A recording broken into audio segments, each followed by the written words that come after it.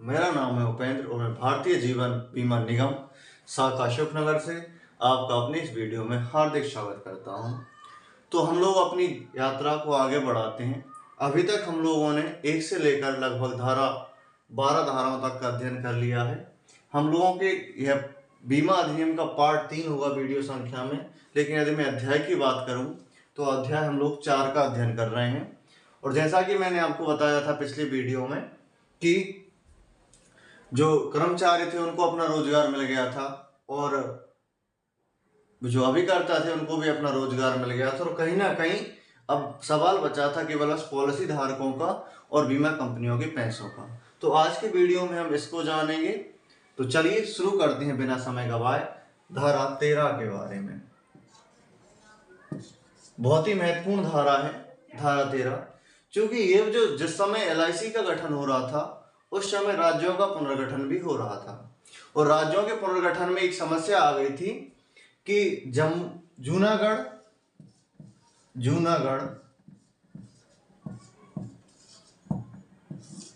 हैदराबाद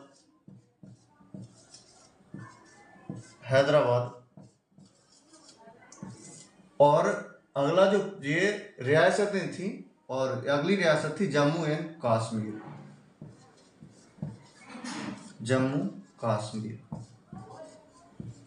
जिस समय राज्यों का पुनर्गठन हो रहा था उस समय भारतीय भूमि पर लगभग 500 से ज्यादा रियासतें थी। इनमें ये 3 रियासतें भी शामिल थी।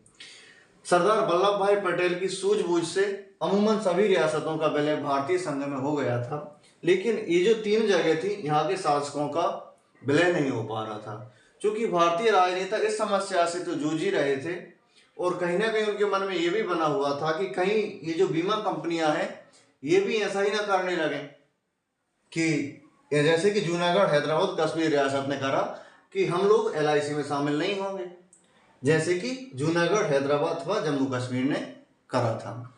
इस समस्या के समाधान के लिए अधिनियम में एक धारा इजाद करी गई, जिस धारा को धारा 13 के नाम से जानते हैं। और धारा 13 में कहा गया कि नियंत्रित कारोबार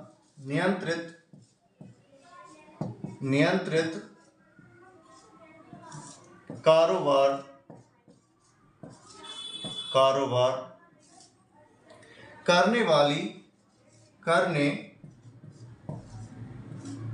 वाली जो कंपनियां हैं उनको अपनी संपत्ति और दस्तावेज हैं उन सबको का जो कब्जा रहेगा वो किसको, निगम को अंतरण करना होगा।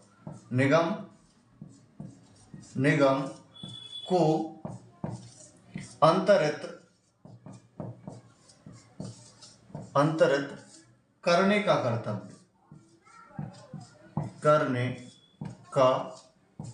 कर्तव्य।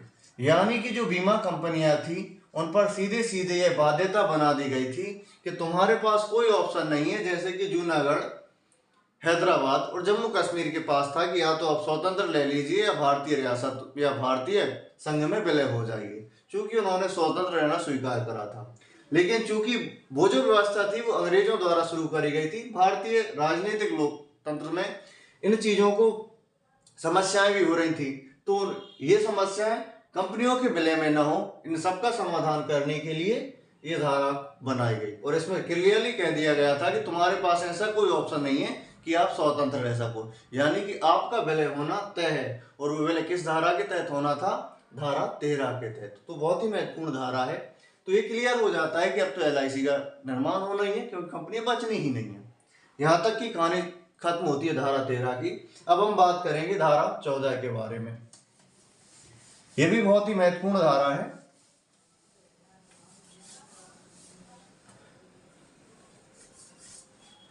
यहां से कंपनियां तो हो गई सुखी, लेकिन जनता के मन में आज भी ये सवाल बना हुआ था कि हम लोगों की पॉलिसियों का क्या होगा जो हमने विभिन्न कंपनियों से ले रखी थी। तो निगम ने कहा कि इनकी जो पॉलिसियां थी वो हम लोग अधिग्रहण करेंगे, लेकिन कब से कब तक की। जो पॉलिसी 19 जनवरी 1956, ये दिनांक महत्वपूर्ण है। यह वही दिन है जिस दिन जीवन बीमा का राष्ट्रीयकरण करा गया था। यानी सवाल यदि पूछा जाए कि राष्ट्रीयकरण किसका? जीवन बीमा का, जीवन बीमा का। तो वो दिनांक आती है 19 जनवरी 1956। धारा 14 में बताया गया था कि जो पॉलिसियां 19 जनवरी 1956 से 5 वर्ष पूर्व, यानी कि 19 जनवरी 1951 के बाद जारी करी गई होंगी, उन पॉलिसियों को हम लोग अधिग्रहण करेंगे। यानी कि इसमें कहा गया है कि इन पॉलिसियों को अपने अनुरूप उपांतरित यानी रूपांतरित कर सकेंगे, इनमें बदलाव कर सकेगा निगम। लेकिन इससे जो पहले की पॉलिसियां थी उनके बारे में इसमें वर्णन नहीं मिलता है। तो लिहाजा जो 19 जनवरी 1956 के 1951 के बाद जितनी भी पॉलिसियां जारी हुई वो सीधे सीधे धारा 14 के तहत निगम को अंतरित हो गई। और इनमें निगम को शक्ति दी गई, क्योंकि पता नहीं है किस कंपनी ने किन शर्तों पर, ये शर्तें इन 245 कंपनियों की अपनी अपनी थी। ये तो जानकारी नहीं थी निगम को या निगम के अधिकारियों को कि इन्होंने किस शर्तों पर बीमा स्वीकार करा है, क्या क्या होने वाला है। तो शर्तें किसकी रहेंगी? अब निगम की शर्तें, यानी कि जो शर्तें आपकी पॉलिसी में लिखी होंगी उनको हम रूपांतरित कर सकेंगे, ऐसी शक्ति दी गई धारा 14 के तहत भारतीय जीवन बीमा निगम को। तो ये थी धारा 14। अब हम बात करेंगे धारा 15 के बारे में।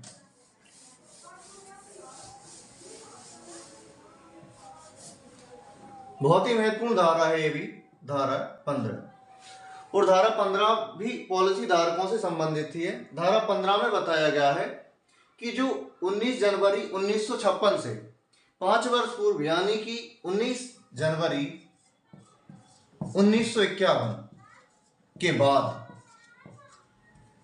1951 के बाद जो पॉलिसी जारी हो सकेंगी उन पर आशुतोष भी पा सकेंगे। आशुतोष का आशय है कि जिस कंपनी ने जो पॉलिसी जारी करी थी उसकी शर्तें उससे भी जानी जा सकेंगी और आपसे भी उसके बारे में डिस्कशन करा जा सकेगा कि हम लोग इसमें एक परिवर्तन करने जा रहे हैं। इसका भी अधिकार निगम को दिया गया था। यानी कि जो शर्तें आपकी पॉलिसी में लिखी गई हैं, हो सकता है उनको हम पूरा कर भी दें, हो सकता है उनको हम पूर्ति ना कर पाए। इसका जिक्र करा गया है धारा 15 में। यानी कि 19 जनवरी धारा कुछ इस प्रकार से इसकी डिस्क्रिप्शन कि 19 जनवरी 1956 से 5 वर्ष पूर्व जारी की गई पॉलिसियों पर आशुतोष पाने की शक्ति होगी किसकी? निगम की। तो यहां तक तो ये तय था। सॉरी, अब पॉलिसी धारक जो थे वो सुखी हुए थे कि चलो हमारा पैसा कहीं ना कहीं निगम में चला जाएगा, हम लोग सुरक्षित हैं। अब मैं बात करूंगा धारा 16 के बारे में। अब तक आपने देखा कि कर्मचारी सुखी हो गए, अभिकर्ता सुखी हो गए और कहीं ना कहीं जो पॉलिसी धारक थे वो भी सुखी हो गए। कंपनी मालिकों के मन में बना हुआ था कि सबको अपना अपना हक मिल गया, लेकिन आखिर हमें क्या मिलने वाला है, क्योंकि हमारी कंपनियां तो अस्तित्व में ही नहीं रहेंगी। इनका समाधान करती है धारा 16, जो कि कंपनी के मालिक थे। आपको पता होगा कि जो 245 कंपनियां थीं जिनका विलय भारतीय जीवन बीमा निगम में करा गया था, अब विलय हो गया इनका तो अस्तित्व भी समाप्त होना था। तो धारा 16 में कहा गया है कि जितनी भी कंपनियों का विलय LIC में हुआ है, LIC में हुआ है, उन सबको निगम की ओर से, निगम से आशय यहाँ भारतीय जीवन बीमा निगम ही समझेंगे, निगम की ओर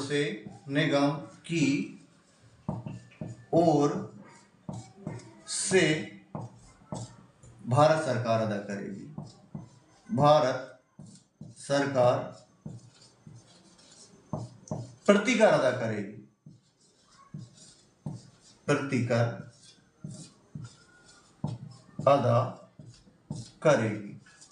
यानी कि धारा 16 में यह बता दिया गया था कि आपको जितनी मूल्य की संपत्ति आपकी थी, आपको उतना मूल्य भारत सरकार की ओर से मिल जाएगा। यानी धारा 16 की जो डिस्क्रिप्शन पे यदि मैं पढ़ूं तो निगम द्वारा नियंत्रित कारोबार को प्रतिकर अदा करा जाएगा, ये धारा 16 में कहा गया है।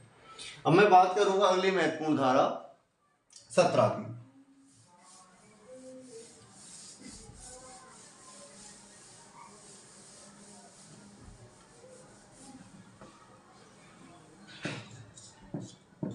आप सबको पता होगा कि 1956 में एक अधिनियम बनता है जिसको कि LIC एक्ट 1956 कहा गया, और 245 कंपनियां सीधे सीधे LIC के नाम से जाने लगी।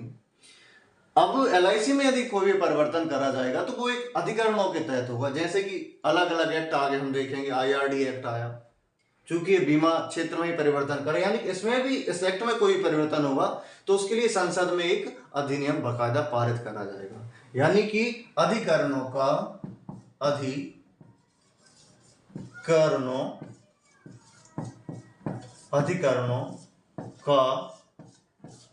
गठन करा जाएगा। यानी कि इस धारा ने यह भी तय कर दिया था प्रत्यक्ष रूप से कि अब यदि कोई भी परिवर्तन होगा बीमा क्षेत्र में तो उसके लिए बाकायदा एक फ्रेमवर्क पहले तैयार होगा, संसद में बैठक होगी, आम सहमति से एक अधिकरण बनेगा और तब जाकर कोई परिवर्तन हो सकेगा। यानी कि ये धारा कहीं ना कहीं भारतीय लोगों में विश्वास भी पैदा करती है कि अब हम जो LIC में पैसा लगाएंगे कहीं ना कहीं वो भारत सरकार की जिम्मेदारी होगी, उसको वहन करना या उसका सुरक्षा करना, ये सब कुछ भारत सरकार ने अपने ऊपर ले लिया था। यानी कि लोगों में विश्वास जागा कि हमारा पैसा, हमारा मेहनत की कमाई अब पूरी तरह सुरक्षित है। ये थी धारा 17 और यहाँ तक हमारा भाग 4 भी समाप्त हो जाता है। तो चलिए यह आज के लिए इतना ही, मिलेंगे अगली वीडियो में, तब तक के लिए सुरक्षित रहें, स्वस्थ रहें, टेक केयर, बाय बाय, जय श्री राम।